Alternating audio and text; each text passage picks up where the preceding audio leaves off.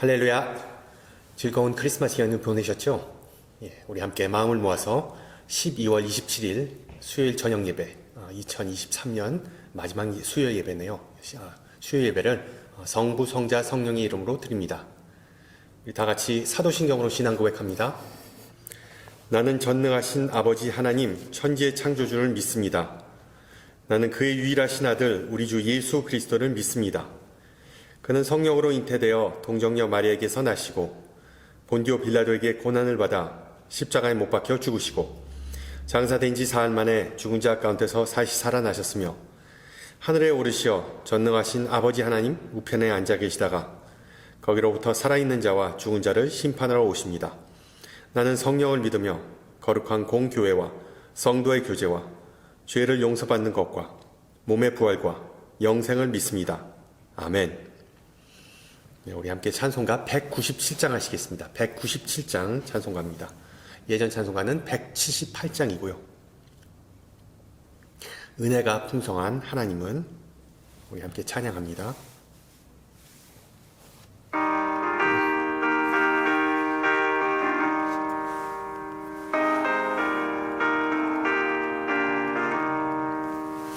은혜가 풍성한 하나님은 믿는 자 한 사람 한 사람 어제도 오늘도 언제든지 편찮고 보호해 주시네.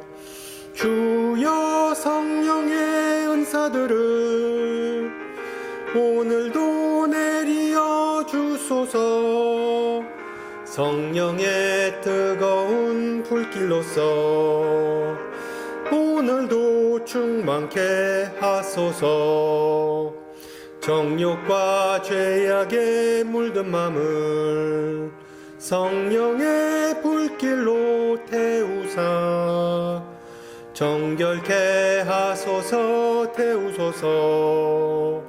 깨끗게 하여 주옵소서.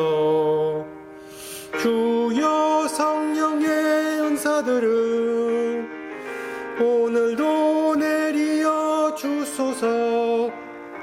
성령의 뜨거운 불길로서 오늘도 충만케 하소서. 희생의 제물로 돌아가신 어린 양 우리 주 예수여 구속의 은혜를 내리시사 오늘도 구원해 주소서. 주여 성령의 은사들을 오늘도 내리어 주소서. 성령의 뜨거운 불길로서 오늘도 충만케 하소서. 주님의 깊으신 은혜만을 세상에 널리 전하리니 하늘의 능력과 권세로서 오늘도 입혀 주옵소서. 주여 성령의 은사들을 오늘도 내리어 주소서. 성령의 뜨거운 불길로서 오늘도 충만케 하소서. 아멘.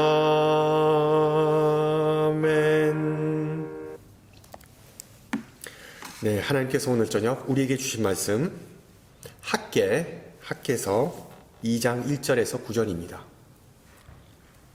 학개 2장 1절에서 9절, 제가 가진 성경으로 구약 1311페이지입니다. 1311페이지.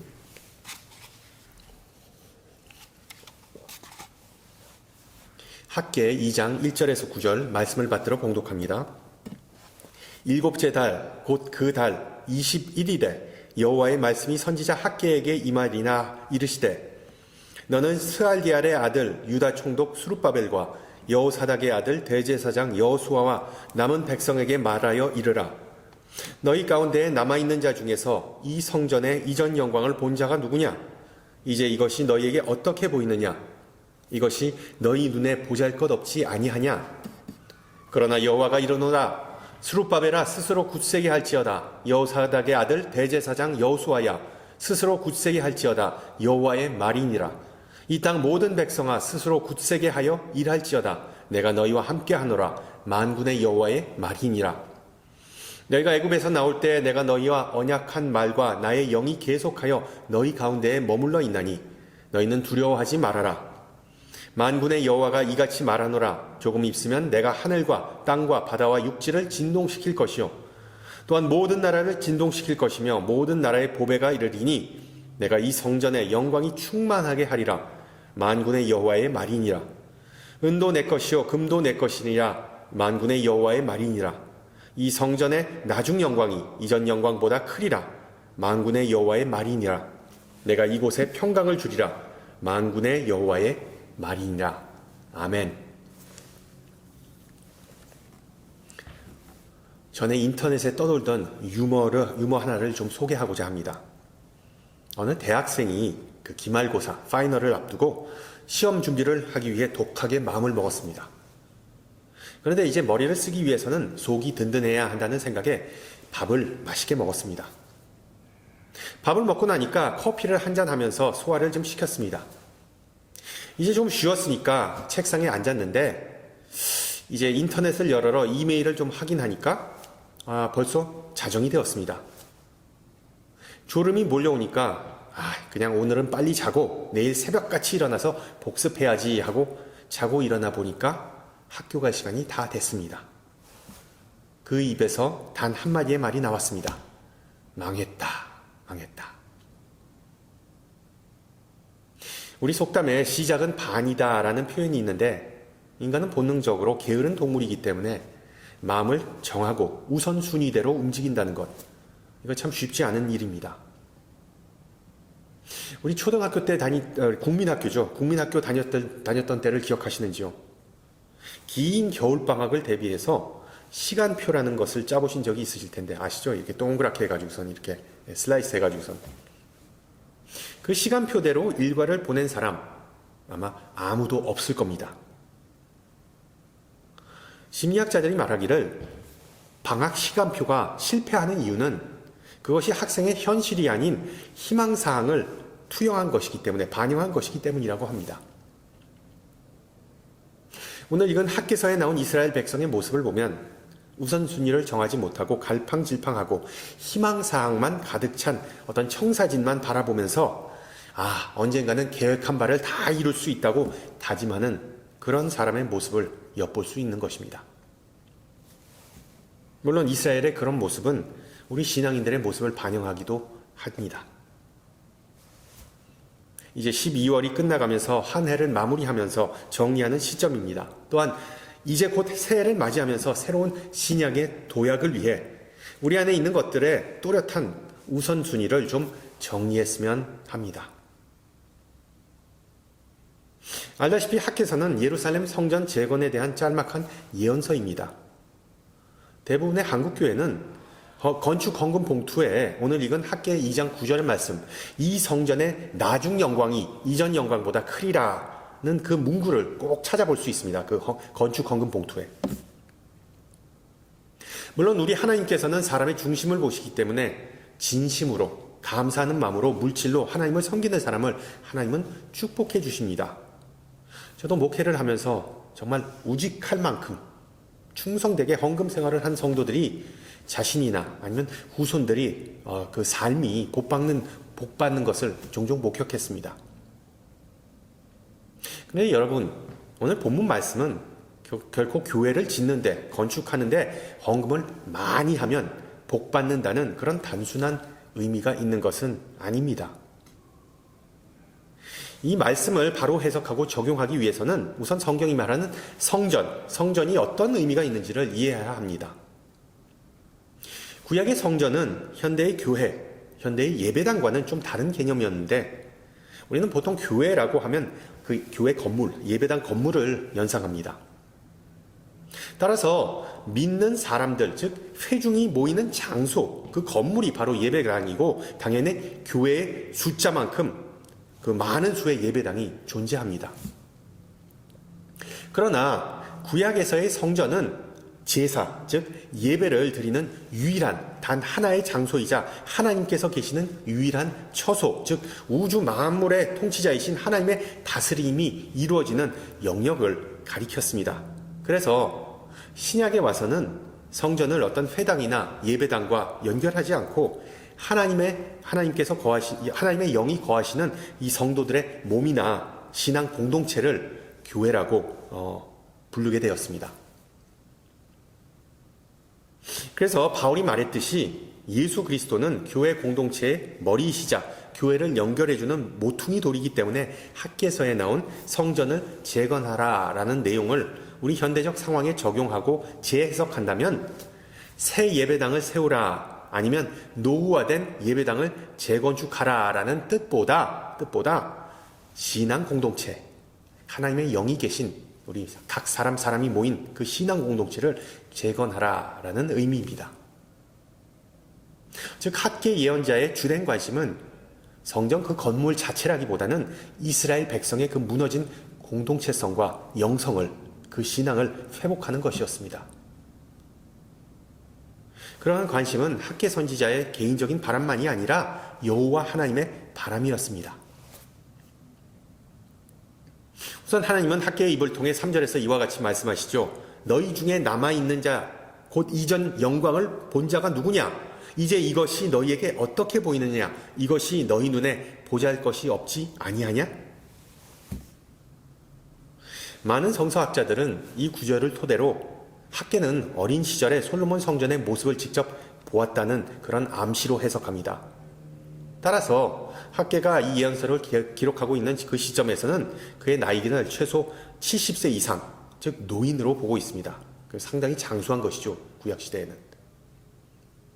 주전 587년에 예루살렘이 멸망하고 성전이 파괴되었고 학개가 포로기 복귀 후 활동한 시기가 약 주전 520년경이었음을 고려할 때 이전 성전의 영광을 본 사람들은 아마도 그러니까 학개가 지금 말하는 그 사람들은 아마 70에서 80대는 노인이었을 겁니다.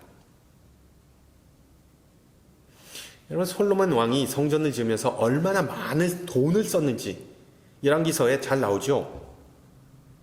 건축기간 7년, 동원된 사람만 18만 명, 그리고 그 시대의 최고의 자재인 레바논의 그 백항목만을 성전을 짓는 데 사용하였고, 그리고 또한 성소와 지성전을 완전히 금으로 도배해버렸습니다. 따라서 예루살렘에서 가장 화려하고 눈에 띄는 건축물은 당연히 성전이었고, 성전이 완공돼서 하나님께 드려졌을 때, 봉헌되었을 때 구름이 가득해서 제사장들조차 서 있기 힘들 정도라고 성경은 기록합니다. 성경은 하나님의 영광을 어떤 구름과 같은 자연적인 현상으로 표현하는데 이게 과연 어떤 모습일까요? 우리가 유추해 볼 수 있는 것은 그 당시의 사람들은 여호와 하나님께서 하늘, 즉 천상에 계시기 때문에 구름 가운데 항상 계신 분이라고 믿었고, 그리고 그 하나님께서 계시는 그 구름이 이 지상에 있는 청소에 내려왔다는 의미는 천상과 지상의 경계가 무너졌다는 것, 그러니까 하늘과 땅이 서로 마주치게 된다는 것, 즉 성전은 어떤 천상과 지상이 만남의 장소라는 그런 의미입니다. 즉 구름이 가득하였다는 의미는 무소부재의 하나님께서 성전이 세워진 곳에 특별히 강림하셨다는 그런 상징입니다. 그런데 학개가 글을 쓰고 있는 그 시점에는 하나님의 영광이 온데간데 없고 오히려 성전은 거의 폐허가 되어버렸다고 지적합니다. 그나마 조금이라도 재건한 그 성전 건물은 정말 볼품이 없었습니다. 어떻게 보면 하나님께서 짐을 싸서 다시 천상으로 올라가셨다고 학개 선지자는 말하는 것입니다. 보잘것없는 성전, 폐허가 된 성전, 그것이 바로 학개 시대의 성전의 모습이었습니다. 그리고 그 폐허가 된 성전과 같은 모습이 지금 우리의 삶 속에, 우리 신앙 속에 다 있을 수 있겠죠.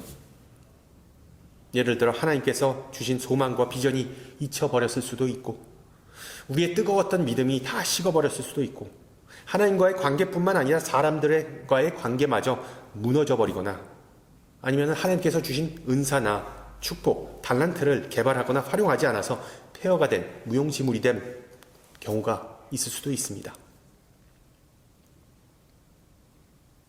이름 모를 신앙인이 남긴 명언이 있습니다. 우리는 포기할지 모르지만 하나님은 포기하지 않는다. 하나님에게는 마침표가 없고 단지 쉼표만 있을 뿐이다.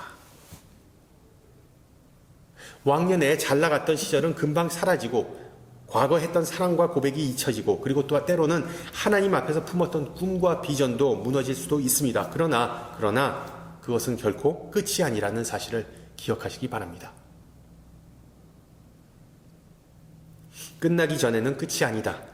야구는 2아웃, 2스트라이크부터다 라는 말이 있듯이 인간이 여기까지라고 생각한 그 시점부터가 하나님의 역사는 시작하고 하나님의 영광이 그때부터 드러납니다. 할렐루야. 포로기의 역사를 보면 예루살렘이 함락되고 성전이 파괴된 그 시점에 백성들은 하나님께서 자신들을 버리셨고 이방신들이 승리했다라고 믿었습니다. 그러나 하나님은 일보 후퇴, 이보 전진이 아닌 일보 후퇴, 백보 전진임을 성경을 통해 약속하십니다. 여러분, 이 약속을 굳게 믿으시기 소망합니다. 이와 같은 하나님의 역사하심에 동참하기 위해서는 인간의 우선순위가 아닌 하나님의 우선순위를 추구해야 한다는 점을 역설하면서 하나님의 우선순위를 세우기 위한 세 단계, 세 가지의 방법을 학개는 차례대로 말하고 있는데 그것들을 오늘 시간을 통해서 좀 살펴보고자 합니다. 첫째로 학개는 이스라엘 백성에 말합니다. 우선순위를 세우기 위해서는 과거에서 벗어나라고 말합니다. 과거에서 벗어나라. 본문 3절에서 학개는 솔로몬 시대의 성전의 모습을 본 사람들에게 지금 재건한 성전의 영광이 어떠한지를 물어봅니다. 이전 영광을 본 자가 누구냐? 이제 이것이 너희에게 어떻게 보이느냐? 객관적으로 보면 포로기 전 시대 그리고 포로기 복귀 후 시대의 성전은 비교의 대상이 아닙니다. 대한민국 남아들이 서로 모이면 10중 8구 군대 얘기가 나옵니다. 군대 얘기. 근데 남자가 군대 갔다 오면 여러분들 아시겠지만 소위 말하는 허풍이 심해집니다. 허풍이 심해집니다. 예를 들어서 총만 쏘면 나 백발백중했다. 훈련 뛰면서 나는 고생이라는 고생은 다 해봤다.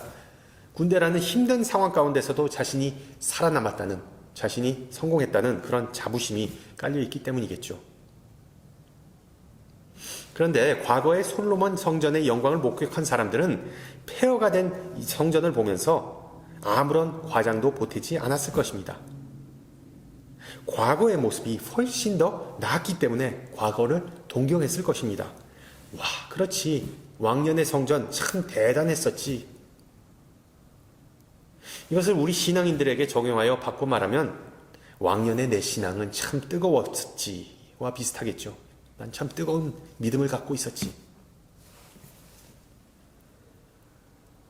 여러분, 왜 사람들이 왕년을 이야기하는지 아시나요? 비록 어렵고 힘든 시기였지만 지금보다는 덜 힘들었다고 믿기 때문입니다.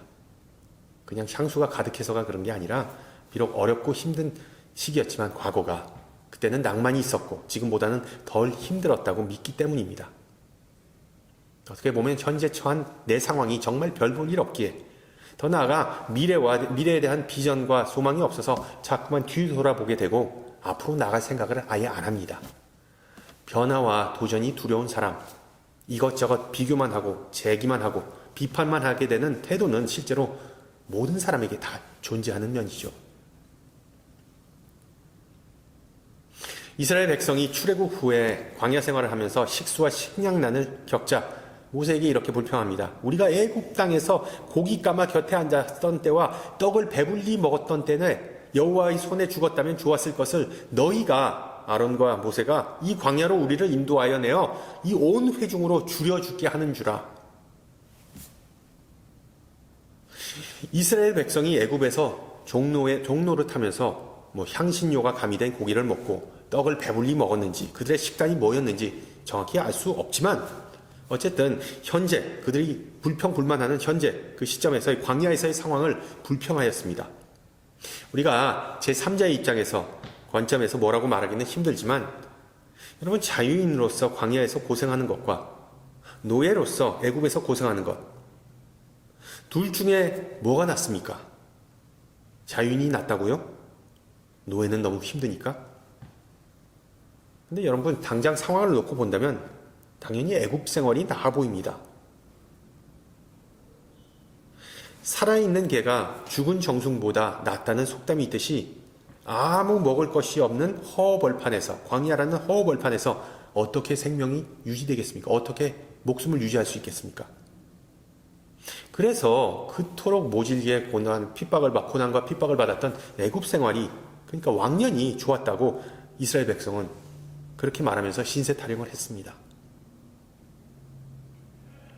문제는 이스라엘 백성은 현재의 절망스러운 광야의 상황을만 바라보고 미래의 축복인 약속의 땅을 완전히 잊어버렸습니다. 지금 현 시점은 미래를 향해 나가는 과정인데 그 과정만 집중하고 그 코앞에 있는 과정만 집중하고 목적을 시야에서 놓치게 되는 그런 우를 범하게 된 것이죠. 결과적으로 과거지향적이고 과거에 얽매여 있던 출애굽 1세대는 약속의 땅을 받는 영광을 경험하지 못하였습니다. 우리 신앙인들도 광야 같은 신앙 여정 가운데 자꾸만 과거로 눈을 돌리는 그런 우를 범할 수 있죠.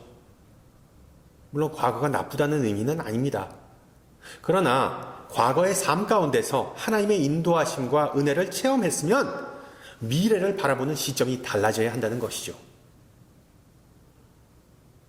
우리 주님께서는 우리가 여태껏 체험해보지도 못한 더 크신 은혜와 영광을 예비하였음을 이 시간 우리가 좀 마음에 새겼으면 좋겠습니다. 둘째로 개개인의 우선순위를 새롭게 세우고 정리하기 위해서는 팀워크가 필수입니다. 팀워크. 좀 역설적이기도 합니다만 여러분 본문 4절을 보세요. 스룹바벨아 스스로 굳세게 할지어다. 여호사닥의 아들 대제사장 여호수아야 스스로 굳세게 할지어다. 나 여호와의 말이니라. 이 땅 모든 백성아 스스로 굳세게 하여 일할지어다. 유대 총독인 스룹바벨은 정치적 지도자였습니다. 그리고 여호수아는 영적 지도자인 대제사장이었습니다. 즉 하나님은 그 시대의 대표적인 리더인 스룹바벨과 여호수아에게 스스로 굳세게 할지어다라는 똑같은 명령을 그 둘에게 주십니다. 그뿐만 아니라 온 백성에게 이스라엘 온 백성의 귀한 자들에게 스스로 굳세게 할지어다라고 똑같이 명령하십니다. 다른 예언자들은 두려워 말라, do not fear 그런 표현을 사용하죠. 하나님은 포로 생활에서 복귀한 공동체가 다 따로따로 놀지 말고 개인 플레이 하지 말고 함께 힘을 뭉쳐 담대하게 지도자는 지도자대로 그리고 백성들은 백성대로 자신이 부름받은 곳에서 맡은 소명을 다 하라고 말씀하고 계십니다. 개인의 영성 더 나아가 공동체의 영성이 회복되는 것은 결코 혼자의 힘으로 이루어지는 것은 아닙니다. 미국 문학을 대표하는 소설가 존 스타인백은 우리 각자의 영혼은 그저 하나의 작은 조각에 불과해서 다른 사람들의 영혼과 합쳐져서 하나가 되지 않으면 아무런 의미가 없다라고 말합니다. 혼자가 아니라 둘이서 하면 모든 것이 더 쉬워지고 즐겁다는 사실, 성서에 따른 원리입니다. 그래서 하나님은 아담과 하와를 창조하셨고 아모스 선지자도 두 사람이 의합지 못하고야 어찌 동행하겠느냐라고 지적합니다. 그래서 팀워크에 있어서 가장 중요한 것은 하나가 되는 것, 즉 뜻을 같이 하는 것입니다. 한 마음 한 뜻을 품기 위해서 말씀을 따르고 순종할 때 동역도 가능해지고 사명을 함께 감당할 수 있게 되고 더 큰 은혜, 더 큰 영광을 경험할 수 있다는 그 사실을 기억하시기 바랍니다. 그렇다면 우리가 힘을 합하면 그 어떤 일도, 아니 모든 일도 가능할까라는 질문에 학계는 대답해 줍니다. 그것은 전제 조건이지 충분한 조건은 아니다. 즉 공동체가 동역하고 한 비전과 뜻을 품고 앞으로 나갈 때 비로소 하나님께서 함께 하시고 그로 인해 개인의 삶과 공동체에 더 큰 하나님의 영광이 임하게 된다는 것입니다. 본문 4절을 보세요. 스스로 굳세게 할지어다 라는 명령 다음에 내가 너희와 함께 하노라 라는 하나님의 말씀이 나옵니다. 서도에 말씀드렸던 우선순위의 문제를 다시 생각해보면 이스라엘 백성의 문제는 긴 포로 생활에 의한 패배주의적 사고 때문에 함께 뭉치지 못하고 마음을 강하게 먹지 못하였습니다. 그리고 그들에게 가장 시급한 순위는 바로 그 사고의, 그 패배주의적인 사고의 전환이었습니다. 어떻게 그것이 가능해졌을까요? 우선 그들은 하나님의 말씀을 믿고 따랐습니다. 그리고 말씀으로 마음이 다 잡아진 다음에 발생한 문제 무엇이었습니까? 바로 의식주의 문제였습니다. 귀한 후 모든 것이 다 열약하고 부족하니까 의식주의 문제가 먼저였지 팀워크를 통해 성전을 재건하고 공동체를 회복하는 것은 뒷전이 되어버렸습니다. 그 부분에 대해 6절 그리고 8절은 하나님은 하늘과 땅과 바다와 육지를 진동시킬 수 있는 주권자이시며 모든 나라의 보배와 은과 금 등 모든 것 소유하신 그런 부유하신 분이심을 백성에게 일깨워 줍니다. 그래서 인간이 마음먹고 인간이 일을 시작하는 것으로 인해 역사가 일어나고 하나님의 영광이 드러나는 것이 아니라 창조주이신 하나님으로부터 시작된 그 계획이 차곡차곡 이루어진다는 사실을 학계는 일깨워 줍니다. 인간이 할 수 있는 것은 극히 미비합니다. 하나님께서 역사에 개입하시는 순간 하나님께서 인간의 일함에 그 터치를 더하시는 순간에 상황은 반전이 되게 됩니다. 마지막으로 하나님의 우선순위를 위해 때때로 우리는 버려야 할 것들이 있다고 학계는 알려줍니다. 버려야 할 것. 여러분 모든 인간에게 포기해야 할 것들이 존재합니다. 그러나 그것을 포기하는 것, 내려놓는 것 절대 쉽지 않죠. 어떤 산악인들이 프랑스 알프스 산맥의 최고봉인 몽블랑을 정복하려고 준비 중이었습니다. 산에 오르기 전날 밤 프랑스인 안내자가 말했습니다. 여러분 정상에 도달하면 꼭 필요한 장비들만 가져가야 합니다. 불필요한 것들은 모두 놔두고 가십시오. 그렇지 않으면 여러분 매우 힘들게 됩니다. 그러나 한 영국 젊은 산악인은 프랑스 안내자의 가이드의 말을 듣지 않았습니다. 그 다음날 아침 그는 다소 무거운 담요, 커다란 치즈 덩어리, 포도주 한 병, 여러 개의 렌즈가 달린 사진기 2대, 그리고 초콜릿을 자신의 배낭에 꾸역꾸역 집어넣었습니다. 그 모습을 본 프랑스 가이드가 그에게 다시 말했습니다. 당신 그렇게 해서는 결코 등정에 성공할 수 없습니다. 최소한의 장비만 챙겨가야 합니다. 그러나 영국 사람도 우리 한국 사람만큼 고집이 셌던지 자신의 결정이 옳았음을 보여주겠다고 생각하면서 고집을 굽히지 않았습니다. 그리고 등반을 함께하는 동료들보다 먼저 앞서서 단독으로 출발했습니다.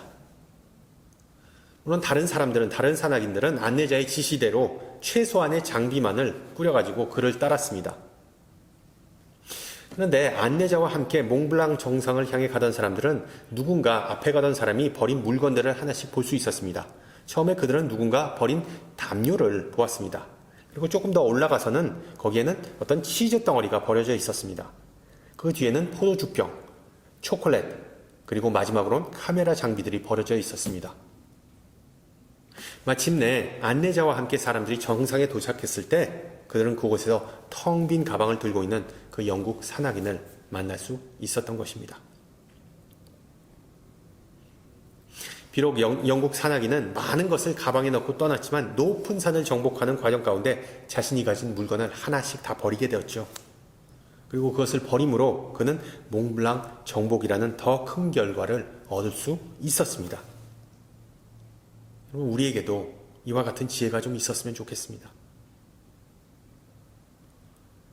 학계 시대에 귀환한 유대인들에게 자신의 집을 짓는 것을 포기하기는 것 결코 쉽지 않았을 것이죠.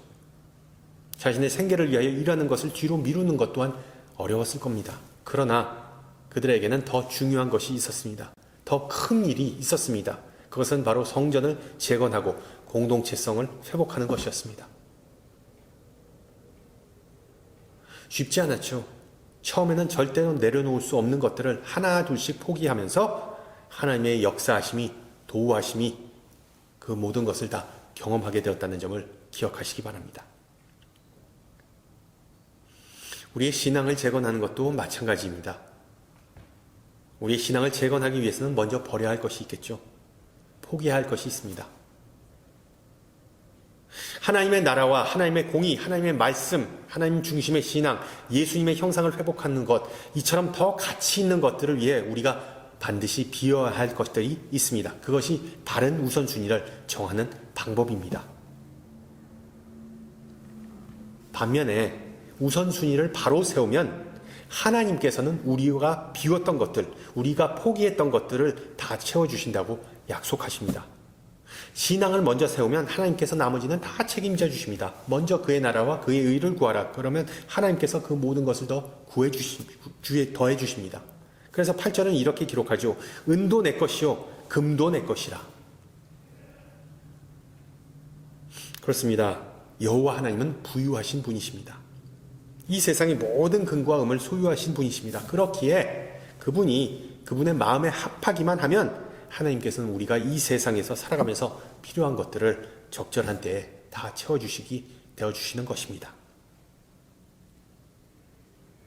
성도 여러분, 하나님의 우선순위를 우리 마음속에 세우면 결국 하나님의 마음에 합한 자가 됩니다. 그리고 하나님은 그런 사람을 책임져 주십니다.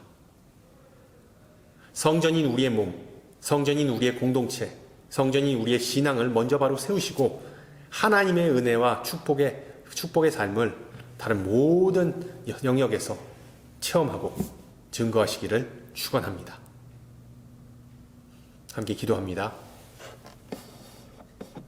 은혜가 풍성하신 하나님, 오늘 학계 선지자를 통하여 우리에게 지혜와 소망의 말씀 주심을 감사합니다. 오늘 주신 말씀을 통하여 엿본 귀환한 이스라엘 백성의 모습 속에서 우리의 모습을 봅니다. 포로 생활에서 돌아와서 가장 먼저 하나님의 전을 세우겠다는 그 초심을 잃고 생활고 때문에 우선순위를 혼동하고 결국 허망한 결과를 초래한 것은 남의 이야기가 아니라 바로 주님의 백성이자 자녀인 우리의 모습임을 고백합니다. 그러나 주님께서는 학계 선지자의 말씀을 통해 백성을 포기하시지 않고 믿으셨음을 우리에게 보여주셨습니다. 마찬가지로 개인주의가 팽배하고 이기심이 가득한 이 세상을 살아가는 우리를 포기하시지 않고 주님께서는 우리를 믿으시고 부르셨습니다.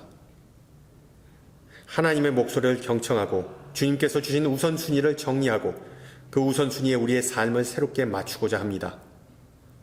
우리의 마음을 확정케 하시고 표대를 향하여 달리게 하옵소서. 특히 한 해를 마무리하고 새해를 시작하는 중요한 시점에서 아직까지 무엇이 하나님이 뜻이고 하나님의 영광을 드러내는 것인지를 분별하지 못하는 지체들이 있다면 과거를 돌아보지 말고 합심하여 선을 이루게 하시고 내려놓을 것을 내려놓는 용기를 허락하여 주셔서 주님의 영광에 동참하는 은혜가 있게 하옵소서. 함께 주님 가르쳐 주신 기도합니다. 하늘에 계신 우리 아버지의 이름을 거룩하게 하시며 아버지의 나라가 오게 하시며 아버지의 뜻이 하늘에서와 같이 땅에서도 이루어지게 하소서. 오늘 우리에게 일용할 양식을 주시고 우리가 우리에게 잘못한 사람을 용서하여 준 것 같이 우리 죄를 용서하여 주시고 우리를 시험에 빠지지 않게 하시고 악에서 구하소서. 나라와 권능과 영광이 영원히 아버지의 것입니다. 아멘. 네, 예배를 마쳤습니다. 2023년 정말 며칠 남지 않았네요. 잘 마무리하시고요. 그리고 저는 다음 주 이 시간에 뵙겠습니다. 샬롬.